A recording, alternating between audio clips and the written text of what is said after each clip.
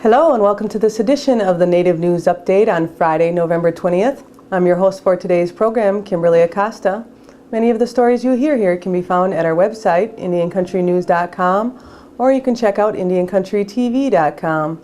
And here's the news for the day from the Associated Press and other Native news sources.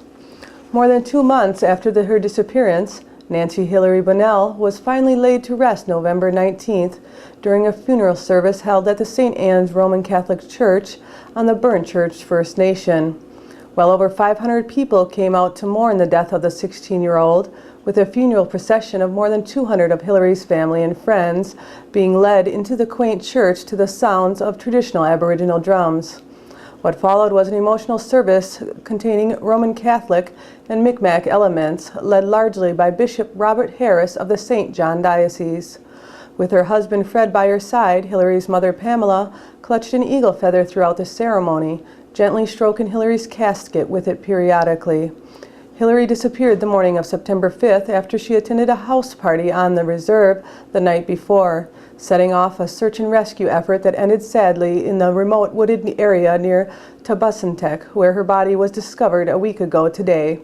The RCMP Inspector Fortin said that police have a suspect in custody and charges are likely imminent. Utah is developing a new curriculum on American Indian Studies. The state has passed a law that funds the development of new curriculum, which includes lessons on the Utah Indian history and culture. Educators say that the lessons will change students' perspectives on the state's American Indians. The curriculum is designed for any age group, but specifically it is targeted to students in the 4th and 7th grade Utah Studies program. Education officials say that there is a lack of Indian studies for school children in the state, including for Native American students who are not taught about their own culture, history, and customs. Footnote.com announced the release of their latest interactive collection of historical records, the Native American Collection.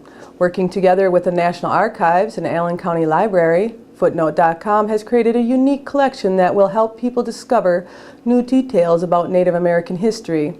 The Footnote Interactive Native American Collection features original historical documents, including the ratified Indian treaties dating back to the 1722, Indian census rolls featuring personal information including age, place of residence, and degree of Indian blood, the Guian-Miller roll, perhaps the most important source of Cherokee genealogy research, the Dow's packets containing original applications for tribal enrollments, and other documents relating to the 5 civilized tribes. Footnote's Native American microsite creates an interactive environment where members can search, annotate, and add comments to the original documents. Additionally, visitors can view pages for many of the Native American tribes that include historical events on a timeline and map, a photo gallery, stories, and comments added by the community. For more information, you can visit footnote.com/native_Americans. On November 27th, comedian J.R. Redwater will be filming his first one-hour stand-up comedy special for television at the Dakota Magic Casino in Hankinson, North Dakota. The Native American News Update caught up with J.R. earlier today at his home in Hollywood, California. It's been a long day. I'd like to welcome J.R. Redwater to the Native News Update. He's the reservation sensation. He's out there on the Powwow Comedy Trail. You want to tell us about their new adventure you have coming up next week? November 27th, I'm going to be recording live for television, my 1-hour comedy special, and I would like anybody out there who's watching this video right now to go on DakotaMagic.com if you want to come to the show. It's a one-night event. It's going to be me, J.R. Redwater, the reservation sensation, one of the top Native stand-up comedians in the country right now, and I'm going to be on Showtime December 31st, which is New Year's Eve. So if you're sitting at home, make sure to come out there. My website is jrredwater.com. So go on there and join my fan club as well. And I am the new spokesmodel for Native Threads right here.